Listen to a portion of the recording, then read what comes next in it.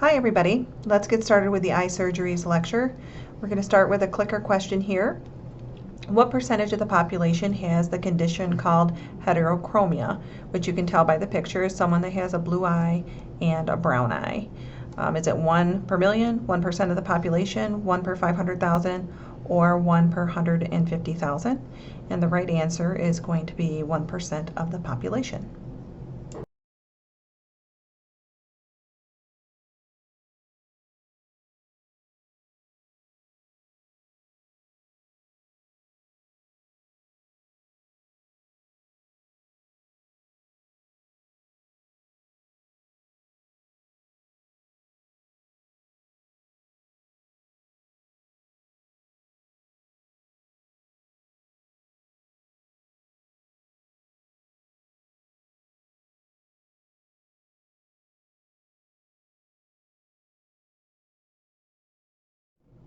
Okay, concept maps for this particular lecture are going to be due on April 17th.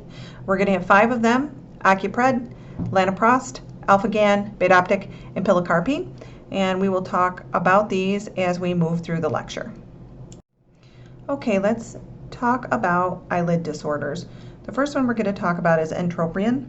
And as you can see here, it looks like a rather painful condition where we have inward turning of the eyelid. You also have eyelashes that are in the eye, usually related to age, related loss of tissue support, can be painful, causes tears, corneal abrasions. Surgery may be necessary to correct the eyelid position. If you've ever scratched your eye or scratched your eye with a contact, you can imagine how uncomfortable this particular condition can be. So the next eyelid condition that we have is called ectropion, where entropion is the turning inward of the lid. Extropion is actually the outward turning of the lid or sagging of the lid.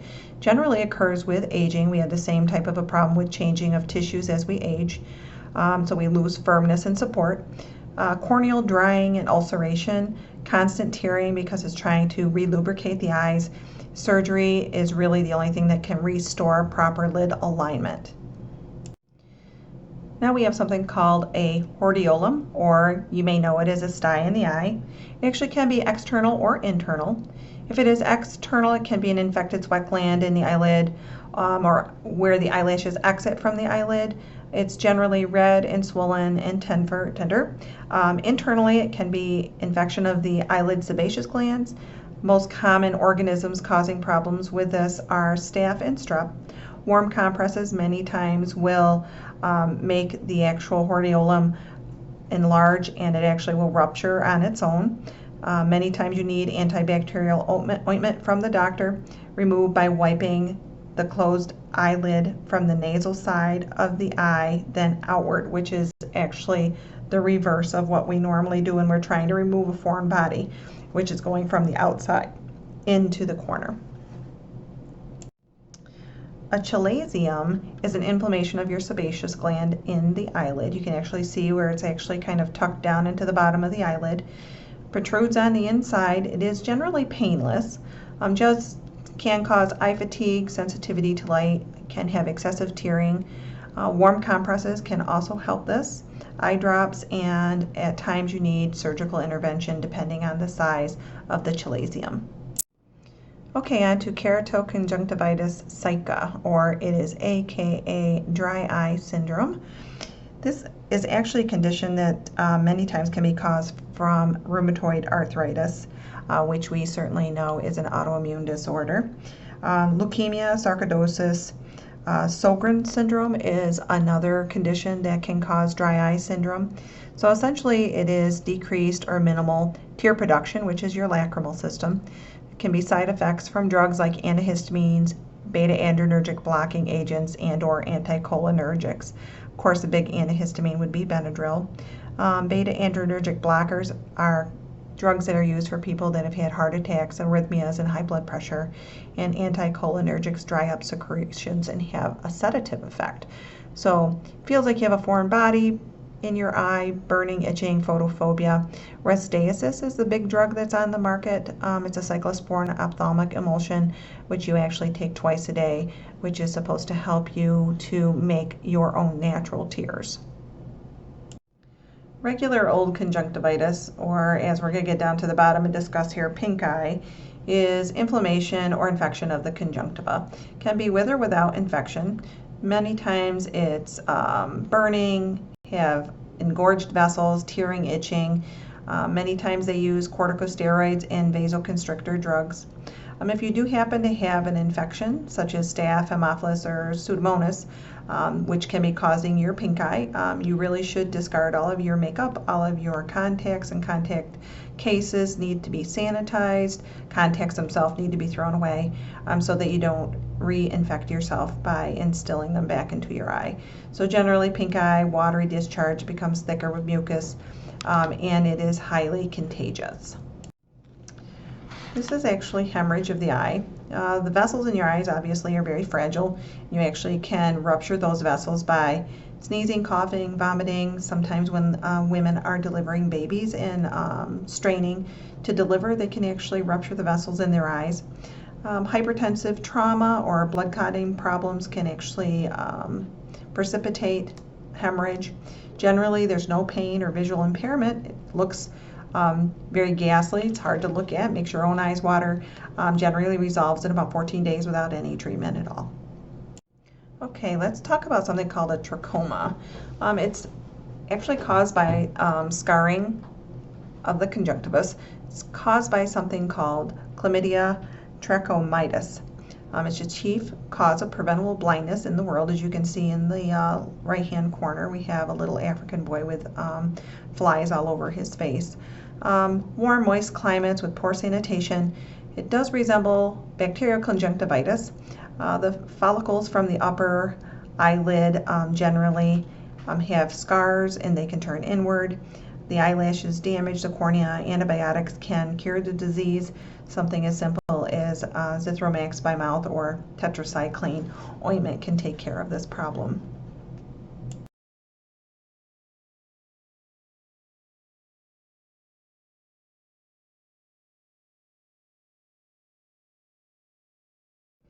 Okay, as we get into corneal disorders, just a quick review. The cornea must be transparent and intact for a sharp image to be focused on the retina, which is in the back of the eye. So the cornea is the outermost portion of the eye. It's actually kind of curved outwards. So corneal abrasions. This may be something that scraped your eye, your contact dried in your eye, you had an eyelash in your eye. Can be a scrape or a scratch. Generally is very painful. Some type of foreign body or trauma to the eye. Most common cause is a contact lens. So they use something called a fluorescein stain. They actually instill this stain and then look under a fluoroscopic light, and it actually will illuminate and show you where the scratch is. Malnutrition, dry eye syndrome, cancer therapies can all lead to corneal abrasions. Here's some more pictures of corneal ulcerations. Obviously, these abrasions can lead to infection, which can lead to these corneal ulcerations. This definitely is an emergency situation if we have developed a corneal ulceration. The cornea has no separate blood supply, so cannot defend itself from infection. So this particular situation could need antibiotic drops every hour for 24 hours, and then antibiotics, antifungals, antivirals, steroids. Any of those can be administered, and you should have separate bottles for each eye if you happen to have an infection in both eyes so you don't cross-contaminate back and forth. Okay, so since an assessment is an important part of no matter what we as nurses are doing, we now have to learn how to assess when we have an eye injury. So we certainly would want to know, are they having pain, any changes in vision, photophobia, which is light sensitivity? Are they having secretions, drainage? Is their cornea hazy upon appearance? May need to do a culture. Corneal scraping can help determine microorganisms. The physician would use an anesthetizing drop prior to doing the scraping because obviously that would be painful. They may end up on antibiotics, antifungals, antivirals like we talked about in the last slide. Steroids may be utilized as an anti-inflammatory agent, and this would be an opportunity for us to teach the patient how to administer eye drops. You do not administer eye drops from an extended distance from the cornea. You want the drop relatively close to the conjunctival area. You do not want to touch the tip of your eye drops to the conjunctival area, because then you've contaminated your bottle. Like it says here, if you have infection in both of your eyes, you definitely want separate bottles. So washing your hands, washing the patient's hand, completing the medication as directed, and dispose of open containers of contact solution, contacts, etc. if you have an infection. So now we have keratoconus, and this is degeneration of the cornea. It can also be something that happens if they have a corneal ring transplant, but most of the time you're seeing this from degeneration of the cornea. The cornea loses its shape, it's hard to focus, can be caused from trauma or inadequately treated corneal infections. This condition can also be inherited, and if it does happen to be an inherited problem, then it cannot be improved without surgical intervention. So keratoplasty is what you may know as a corneal transplant. It's surgical removal of a diseased cornea or tissue, and then it's replaced with a donor cornea. Obviously, you have to have a donor in place. The person that's receiving a corneal transplant obviously can be very anxious. They examine the eye for surgery, and then they're looking for signs and symptoms of infection prior to removing the cornea and replacing it. And you can actually see where they actually have removed the cornea and then replaced it. And you can see all the little zigzag cutting lines. And we have a slide coming up that shows that with the trephine. Hold on just a minute, it will be your next slide. Okay, let's talk about other keratoplasties, and then we'll move into the trephine, which is the actual device they use to remove the cornea. So if you're going to have any type of transplant, obviously you need to have anesthesia, because the cornea itself is very sensitive to being lacerated or having any incisions. So you need local anesthesia. It's generally an ambulatory procedure. So the nerves around the eye are numbed, and then the eye itself is dilated. The diseased cornea is removed with a trephine. It looks like a cookie cutter, and they cut the tissue or graft with this device, and then they will transplant it after the diseased one has been removed. It takes about an hour. Post-operative care. So they want to lie on the non-operative side to decrease IOP, which is called intraocular pressure. Antibiotic injections and ointments are utilized, generally a pressure patch and a protective shield, and then they return to the doctor the next day. They wear a patch at night for approximately a month, and that is to protect them from accidentally scratching or bumping their eye. So a person that has had any type of procedure with their eye that needs to avoid intraocular pressure needs to keep their head steady, no jerky head movements. They want to avoid anything that can increase intraocular pressure, which could be things like bending at the waist, lifting, sneezing, coughing, straining to have bowel movement, sexual intercourse, and tight collared shirts. Rejection certainly can occur. The cornea itself has no blood supply, so the possibility for having rejection is real. Inflammation generally starts in the cornea near the graft edge and then will move towards the center of the eye. They do use corticosteroids as anti-inflammatory, and they may also use immunosuppressants to try to prolong or preserve the actual cornea. Here's a picture of what a trephine actually looks like, and you can see the process of the actual diseased cornea, marking the cornea, and then the actual removal process. Of course, complications can be bleeding, wound leakage, infection, and graft rejection. Okay, so we talked about having a corneal transplant. Obviously, you have to have an eye donor to be able to have a cornea that's going to be able to be transplanted to help someone have sight again. So if you are a corneal donor or an organ donor, you have to be free from infection at the time of demise or at the time that you have passed. As a nurse, you would raise the head of the bed, generally about 30 degrees. The doctor will generally order some antibiotic eye drops to be placed into the eyes, and the eyes are closed with small ice packs placed on the eyes. We're going to contact the family and the MD to discuss donation if they are not a donor.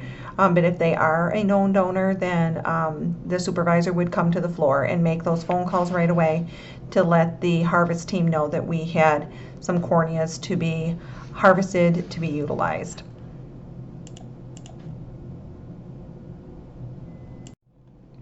Okay, so let's talk a little bit about cataracts. Cataracts are very common. It's a very common procedure to have cataract removal. 27 million people in North America have cataracts, and you actually can be born with them. You have a bioconvex lens that's kind of behind your iris, and it generally is transparent, and this is one of the things that helps you to direct your light through the back of the eye and to the retina to be able to get clarity with a picture. So it's generally refractive elastic. The opacity that comes with cataracts generally distorts the images as you start to lose water in this bioconvex lens. Things become kind of concentrated. The proteins dry out. You can have crystals that are in this bioconvex lens, and it can really impair individuals' ability to see. Generally is painless, generally is bilateral. The surgical procedure that's done with this is relatively quick and easy. I know we've talked about it before, that people can be in and out of their cataract surgery in a matter of 10 minutes tops, and the improvement in their quality of life can be very dramatic. This is just a picture that demonstrates the difference in your vision between normal vision and cataracts. If you look at the eye on the left lower, it's nice and crystal clear. It has one direct light frame that's coming into the retina. And when you have cataracts, because of the density of your convex lens, it actually scatters the light, and it makes it so that it's more difficult to see and to focus. So generally, cataracts are classified by nature and onset, and like I said, they actually can be present at birth, can be caused by trauma or exposure to toxins, and some degree of cataract is expected in all people over 70. They do say that heavy sun exposure or ultraviolet light exposure can precipitate or accelerate cataract development. So traumatic cataracts can happen in a multitude of different ways. On page 82, there's a table that talks about common causes of cataracts. It's 47-2. It talks about something called associated cataracts, which can be disease process related, like diabetes, Down syndrome. There's complicated cataracts, toxic cataracts, traumatic cataracts, and age-related cataracts. So take a look at that box. So again, as nurses, we need to assess. And we need to assess the cataracts, and are they age-related? Was it due to heavy sun exposure? Was it due to eye injury? Again, systemic disease, diabetes, hypoparathyroidism, Down syndrome. Use of steroids, nausea meds, myopic drugs, intraocular disease. We want to know when did they start to have a change in their vision, describe their vision, have them tell you what they can see well, and what have you been having difficulty seeing. Have them describe that. They have decreased color perception, blurring vision, glare, double vision, or it's called diplopia. Can progress to blindness. They use an ophthalmoscope to take a look into the eye. Can be very difficult to see the retina due to the clouding of the bioconvex lens. Loss of vision is generally gradual. It's not an overnight thing, so they actually adapt to it as time goes on. May not be aware until reading and driving is affected, and surgery is the only cure for cataracts at this point in time.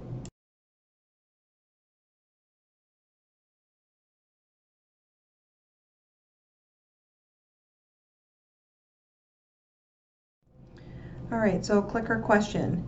We want to know, is this a rare ophthalmic condition called polychoria? True or false? And the answer is actually false. Polychoria is a condition where there is 2 pupillary openings and 1 iris, and I have this demonstrated for you on the next slide.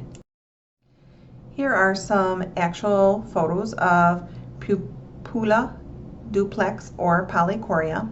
So there is actually one iris with two pupils, and you can see they come in all different sizes. Generally, they can see. There's increased light sensitivity, as you can imagine, because you have twice the pupillary size. They experience glare, and they usually have minimal dilation.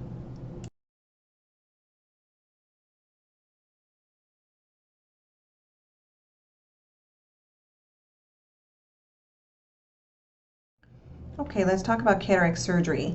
So we have a patient that's going to come in, have their cataracts removed, so we need to get them ready to go to the operating room. So generally an outpatient procedure does not take very long. It's in and out. You need someone to drive you home. You need some type of support at home because you'll have frequent eye drops over the next several days. So most clients are older. Pre-op teaching needs to be done before they have their procedure. Let them know that they're going to have all kinds of eye drops. The eye drops are going to dilate the pupil, vasoconstrict the vessels, and induce paralysis of the eye itself. Many times they give a drug called Diamox, which helps to decrease intraocular pressure.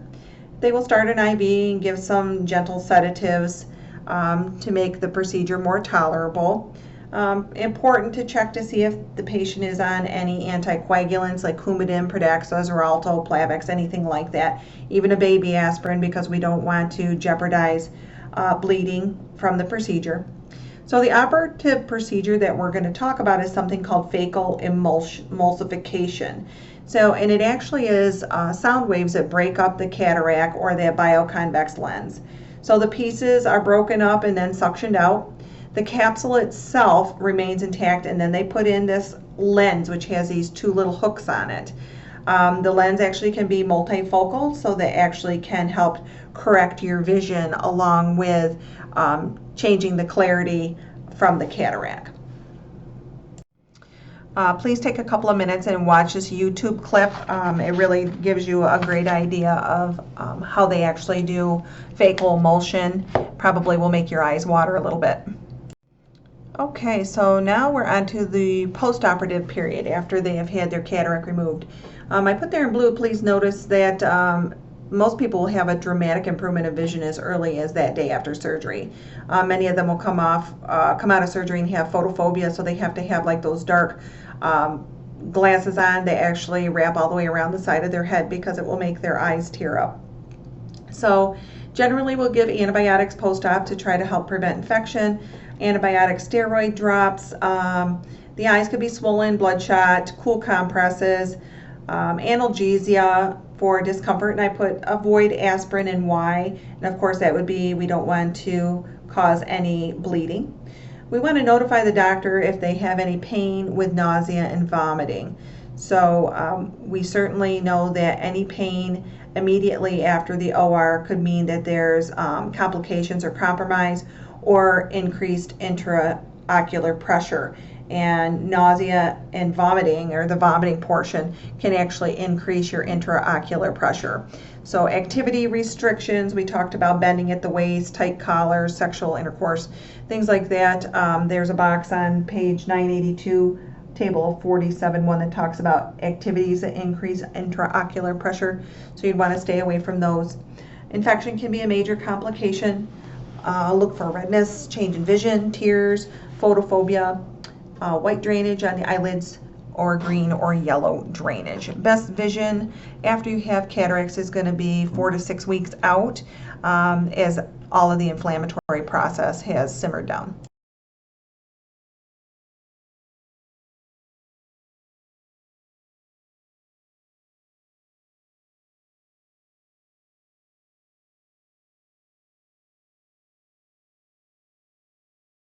Okay, clicker question. The client who has just had cataract removal and lens replacement in his right eye asks whether he can play cards this evening and go golfing tomorrow. What is the nurse's best response? Golfing's fine, but you need to refrain from playing cards for 1 week. Playing cards is fine, but you need to refrain from golfing for about 2 weeks. You should neither play cards nor play golf for at least 2 weeks. Neither activity is restricted. The correct answer is 2. You can play cards, but you should not be golfing because of the fact that you tense up and bear down when you swing the club, so you could be increasing your intraocular pressure. Okay, so home care management. I said a couple slides ago, they need someone to give them a hand, especially the first couple of days, because their drops are very, very persistent around the clock. But they do have a lot of eye drops for the first 4 to 6 weeks. Are these people going to be able to care for themselves? Is your patient going to be able to manage themselves? Avoiding forward flexion, no jerky movements, no water in the eyes. Avoiding activities that could increase intraocular pressure. We've talked about that multiple times now, so that's an important thing to know. We want to talk about complications. Make sure they are aware of complications of cataract surgery. Sharp, sudden pain in the eye, which could mean increased intraocular pressure. Bleeding or discharge, swelling, changing or decrease in visual acuity, and if they're seeing flashing of light or floating shapes or floaters of any type, they should be contacting their ophthalmologist ASAP.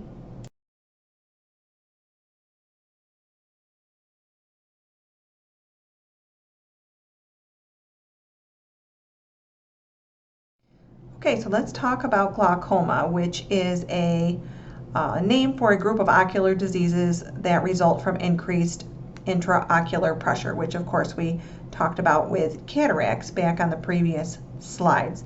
So you have vitreous humor in the posterior part, and you have aqueous humor, which is in the front, which actually must be kept relatively equal to keep your eye that round shape.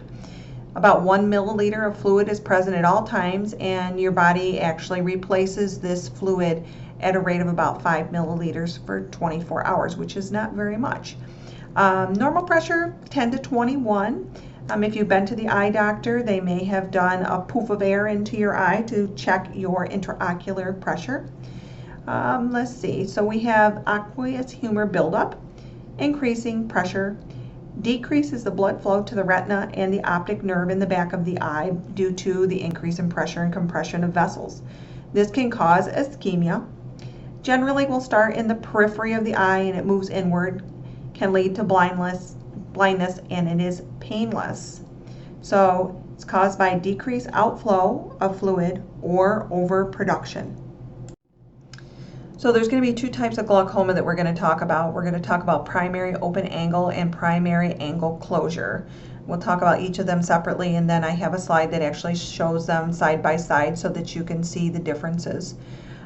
Page 985, there's a chart 47-3 that talks about the common causes of glaucoma. Talks about primary glaucoma, associated glaucoma, and secondary glaucoma.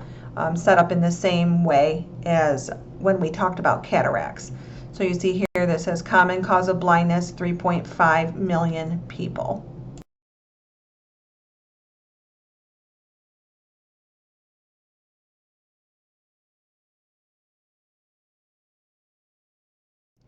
So let's talk about primary open angle glaucoma first. So this is the most common type of glaucoma. It is slow, usually happens in both eyes simultaneously, generally asymptomatic early on. You have reduced outflow of fluid, so the fluid cannot leave the eye at the same rate that it is being produced. And remember, we talked about the body makes about 5 milliliters of this fluid daily. So you have increased intraocular pressure. Vision loss is irreversible, and it is a lifelong condition. So you need ongoing medical care and ongoing drops to take care of this. So as you can see by this picture, if you're looking towards Schellmann's canal up in the middle left, it shows that the fluids are not coming out through Schellmann's canal, they're actually moving back inwards towards the iris, increasing your intraocular pressure. So you may have foggy vision, reduced accommodation to light, mild aching in the eye, headaches, and very frequent changes in prescription glasses. Those are late symptoms of primary open angle glaucoma.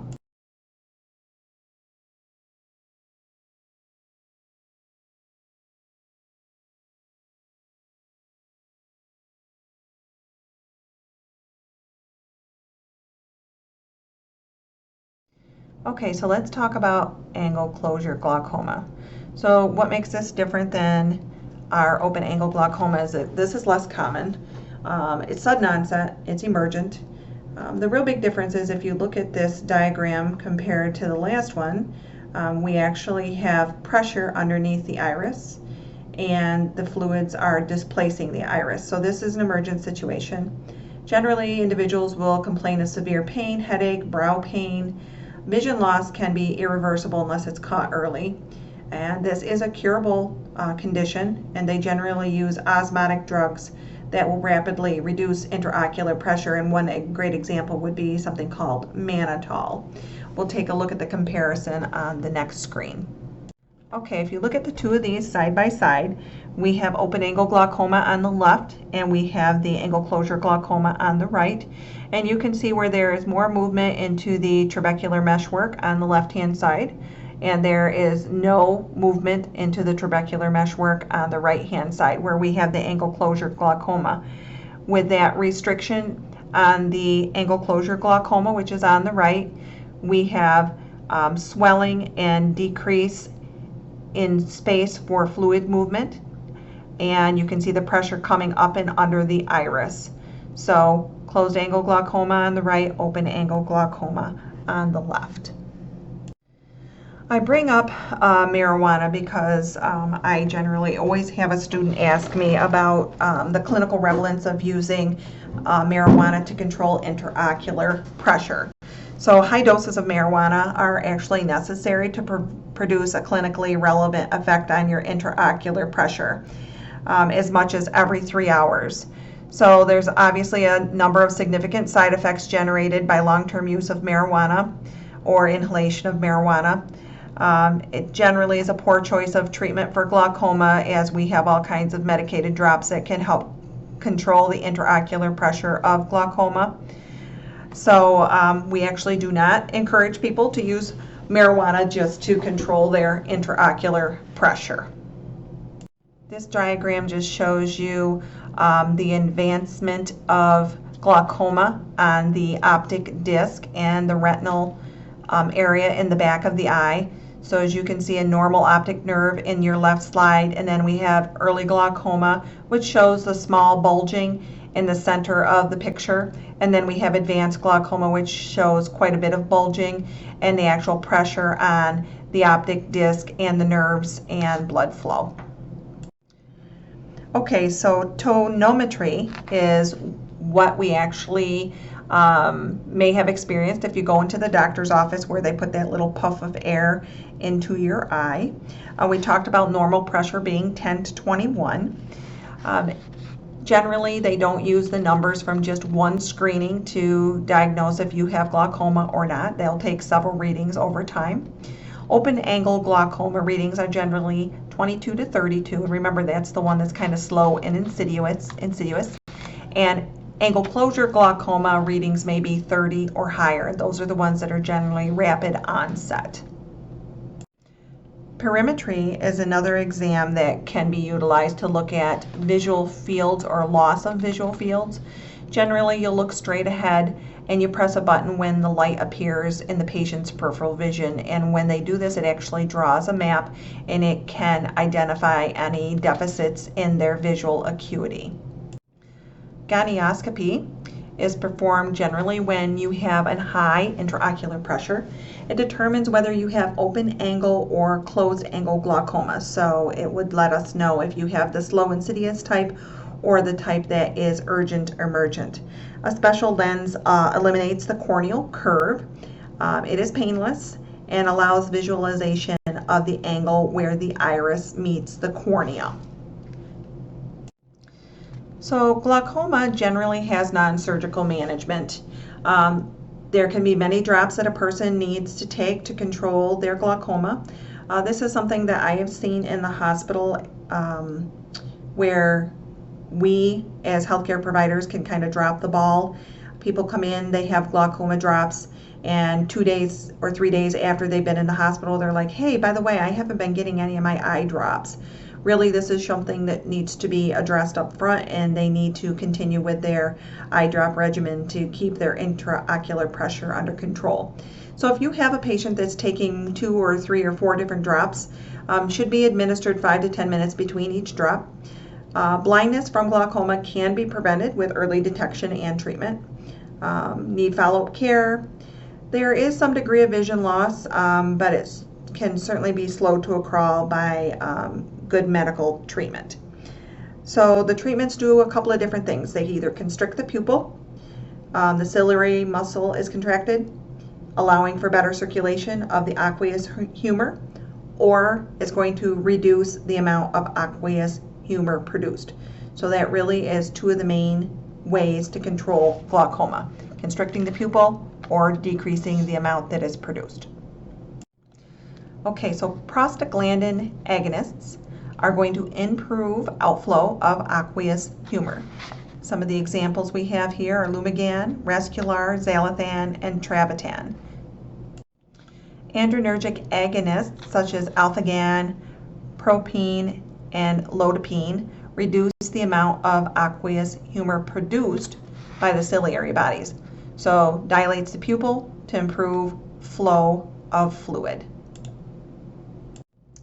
Beta adrenergic antagonists are going to decrease intraocular pressure and reduce aqueous humor production. This is how these medications will decrease intraocular pressure. You see chart 47-6 on page 988 is an extensive list of medications, how they work, and why they would be used. So take a look at that box, please. Cholinergic drugs cause pupillary constriction. They're cosmiotics. You can see here the example of a small pupil. Decreases the amount of aqueous humor produced and makes more room between the iris and the lens. Some of the common eye drops that we see for this are pilocarpine, isotop carpine, and Pilocar. Acute angle closure glaucoma, the pupil constriction is helpful because it enhances the outflow of the aqueous humor. Can be blurry for a bit of time after you have administered these drops. A low light environment is difficult due to pupillary constriction, because normally if you have low lights, your pupil is going to enlarge to let more light in to get a better picture. So if you have pupillary constriction, it can make it more difficult to see when it's dark. So driving at night when you're using pilocarpine is probably not the best plan. Now we're on to the drugs they call carbonic anhydrase inhibitors. Diamox, which is used to decrease intraocular pressure. We talked about this with cataract surgery and decreasing the intraocular pressure prior to the procedure. And methazolamide are two of the medications that we use frequently to help decrease aqueous humor production to maintain a low intraocular pressure. So knowing that glaucoma truly is controlled most of the time by non-surgical management, you can understand how very important it is that your patients understand what they need to do and what they need to avoid. So written instructions, demonstration, redemonstration, installation of drops one at a time, not skipping doses, 5 to 10 minutes between drops. Punctal occlusion immediately after the drops helps to hold the medication into the eye and prevents systemic absorption. So it explains here that you place pressure on the corner of your eye and it closes up that little teeny tiny hole that's right by your inner canthus. Obviously want good hand hygiene, hand washing, and avoid touching the tip of any of your eye drops into your eye. Okay, your book does talk about a procedure called a laser trabeculoplasty, which is actually creating a new channel for fluid to outflow. So it's used generally for open angle glaucoma when drugs are no longer effective or doing the job. They use a topical local anesthetic, and then they will actually burn a pathway in the trabecular meshwork to actually open up another pathway to let the fluids escape. The fibers tighten, it increases the space between the fibers, and it improves the outflow of the aqueous humor.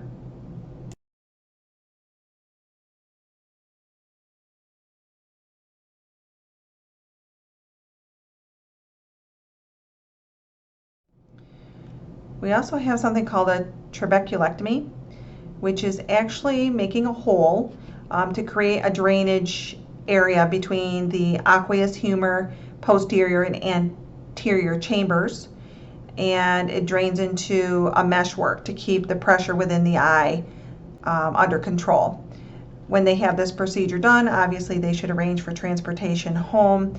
Generally may have an eye patch on, and of course tons of eye drops to go along with this. So what complications can we have from all of these procedures to take care of intraocular pressure? So we can have something called a choroidal hemorrhage, which if you look on the diagram in the middle of the screen, it kind of shows you where your choroid is. It's between your retina and your sclera. If the intraocular pressure is too low, fluid may enter the subarachnoid space and cause choroidal detachment.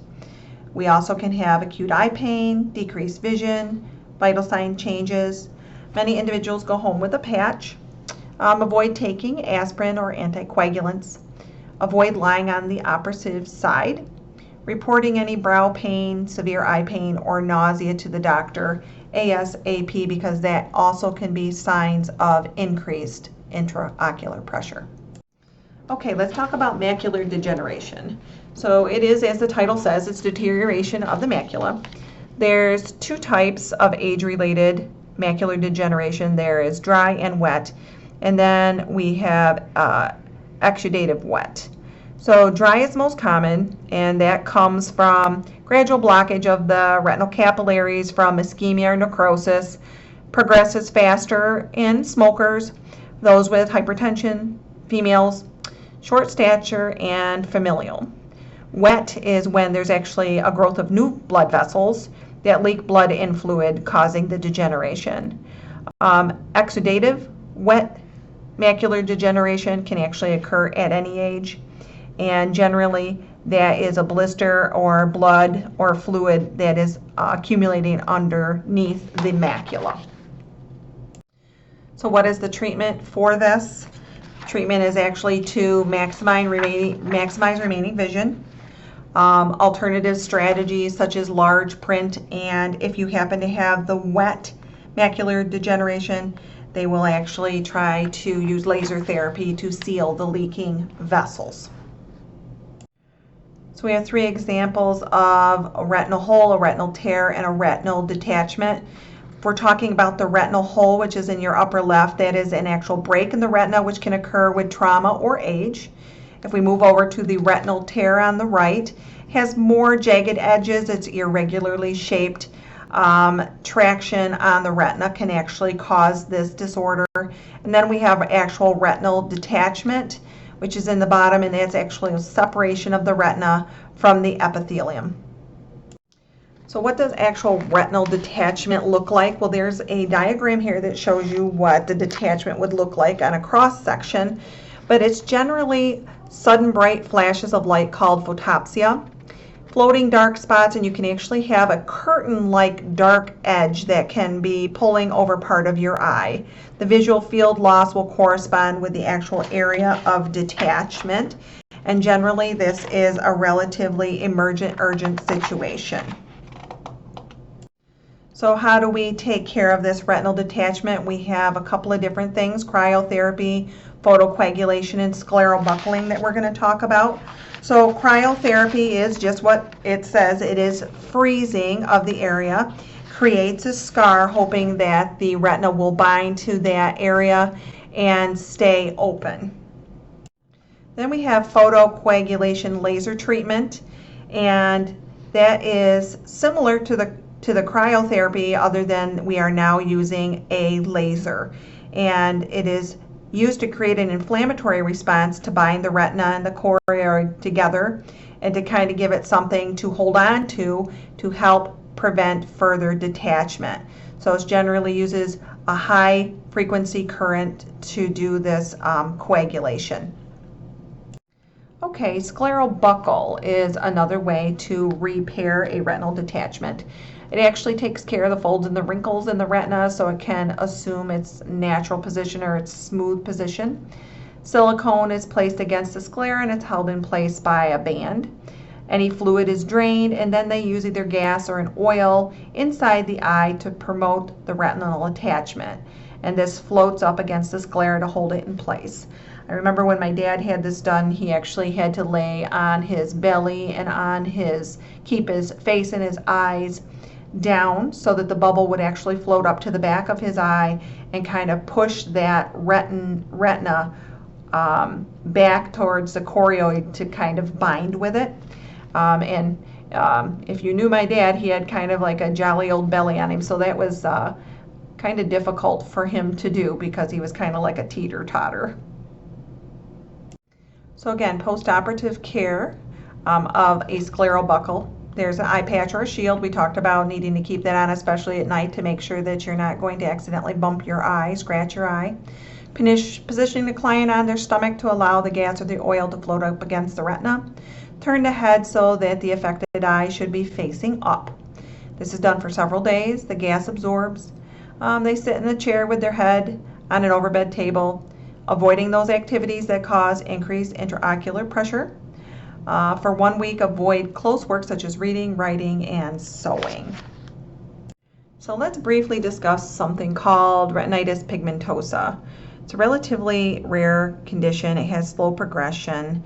The retinal nerves degenerate, pigmented cells of the retina grow, and they move over sensory areas of the retina. So the most common early manifestation is night blindness, and this often occurs in childhood but is overlooked.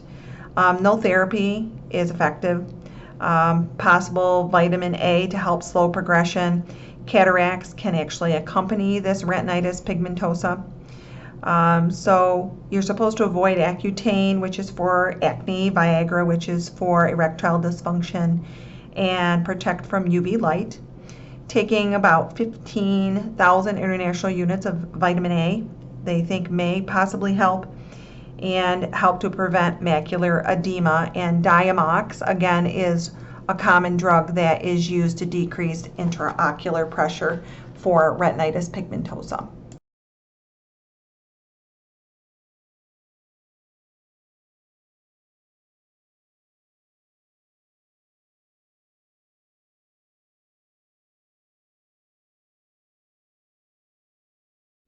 Okay, so now we're going to talk about why do you need glasses or contacts?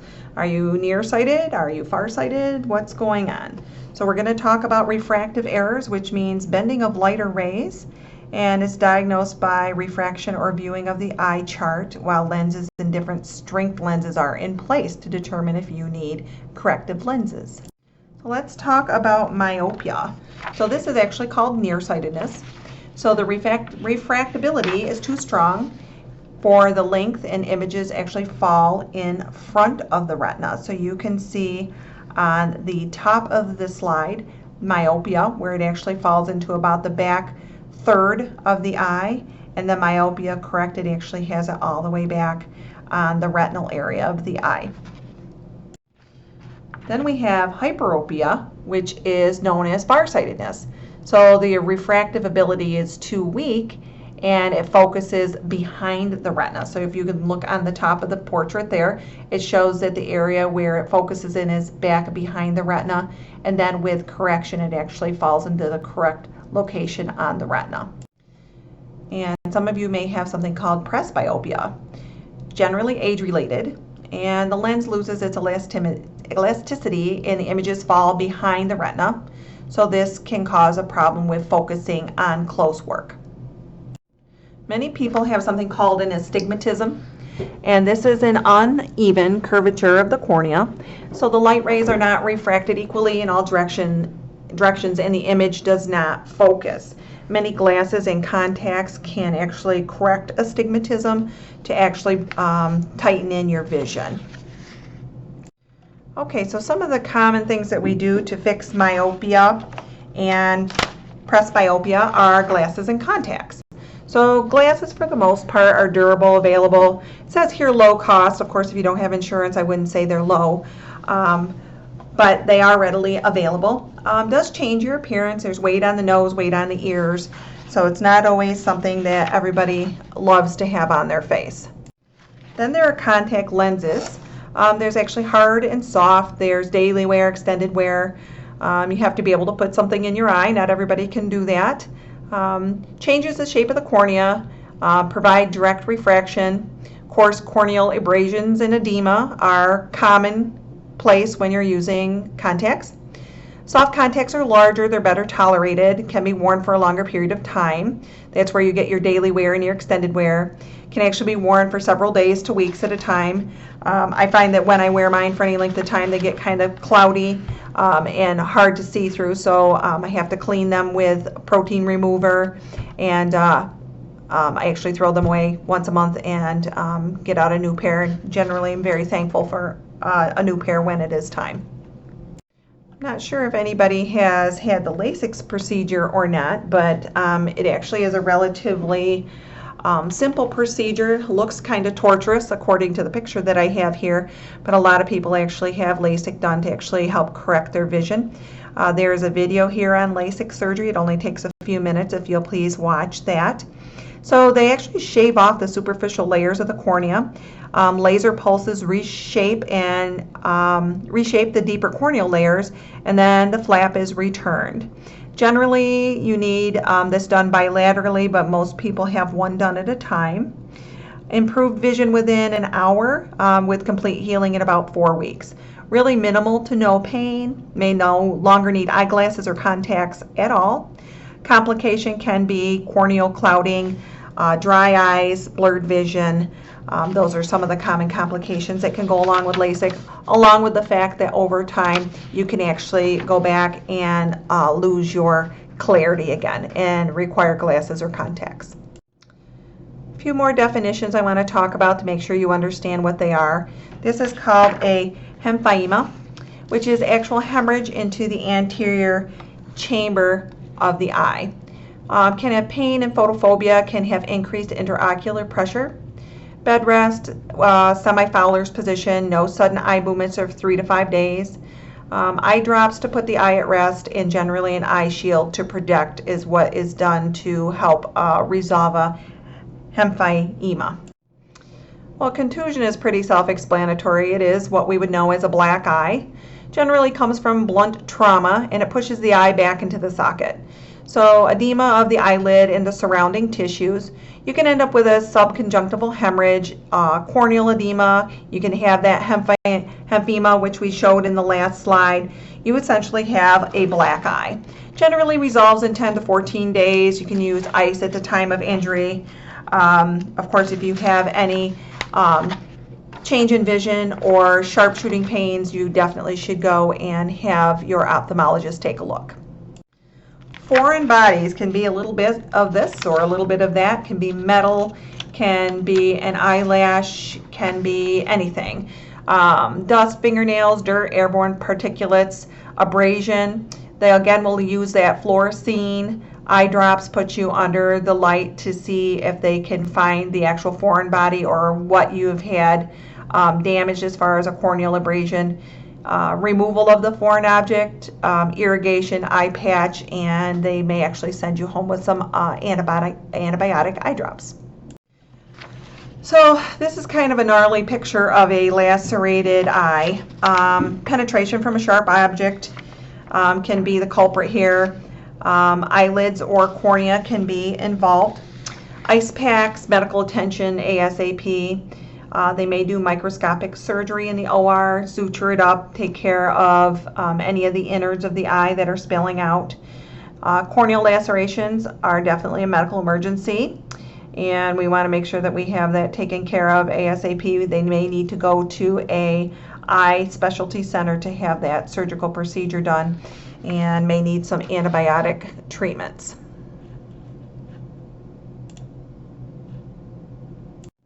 Penetrating eye injury, this one's pretty self-explanatory. This is the poorest chance of retaining your vision and or your eye.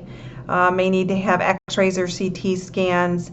MRI is generally contraindicated due to the metal, and we certainly wouldn't want any movement of that, and we'll generally need some type of a surgical intervention to remove the foreign body. So eye enucleation is essentially removal of the eye. The ball implant is inserted to provide a base for the socket prosthetics. We have some prosthetics coming up here in a slide or two. Prosthetic is fitted in approximately a month, and or there can be a shell that's put over an eye if it's left behind. Antibiotic steroid ointment is used to insert into the cul-de-sac once a day for using a type of an eye prosthetic. Many times eye enucleation is due to either trauma, cancer, or if there is a deformity. There's a story behind these two eyes here. This was a gentleman that was having a psychotic break episode and actually enucleated himself and tore both of his eyes out of his own head because he was seeing things that were frightening him, so he actually enucleated himself.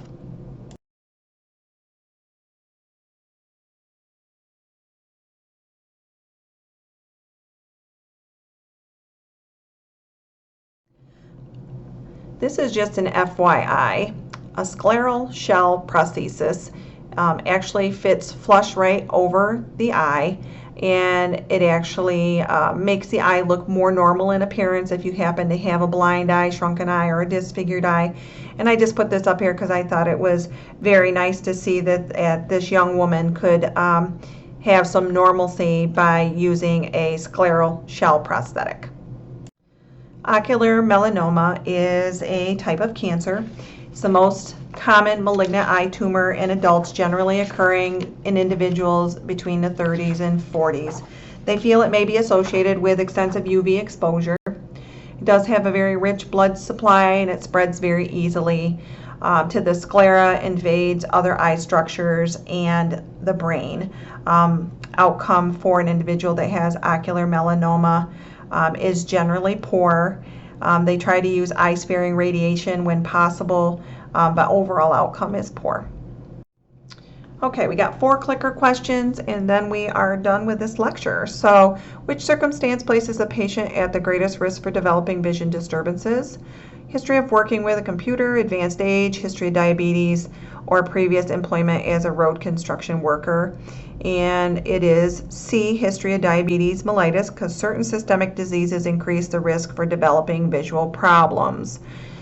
So that is this one. On to the next one.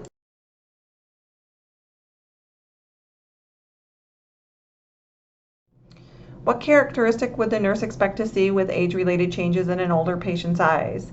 Yellowing of the sclera, retinal atrophy, color blindness, or early onset glaucoma? And the right answer is A, yellowing of the sclera. Fatty deposits cause the sclera to develop a yellowish tinge. Retinal atrophy, color blindness, and early onset glaucoma are not expected age-related changes in the eyes. In performing a psychosocial assessment of a patient who has recently experienced vision changes, the nurse should provide the patient with a list of services for the visually impaired, meet with family members or significant others to determine if the patient can still perform his ADLs, ask the patient how he feels about the changes in his vision and the effectiveness of his coping mechanisms, or ask the patient if he has made appropriate adjustments in his lifestyle to accommodate his visual changes. The correct answer is C. A patient who has experienced changes in visual perception may be anxious or fearful about a possible loss of vision. Visual impairment services are probably not necessary at the early stage, and the patient's ability to perform ADLs should be assessed first and directly from the patient, not the family members. Okay, last clicker question and then lecture is over. Which is a priority nursing intervention when providing care to an older patient who has problems with vision? Review the medication administration record for artificial tears. Review medications before administration. Ensure adequate non-glare lighting in the patient's room, or provide written and verbal instruction for nursing education interventions. And the correct answer is C. Several changes in the eye that occur with aging alter vision, increasing the risk for tripping or falling. Good lighting is necessary for best vision. So that is the correct answer.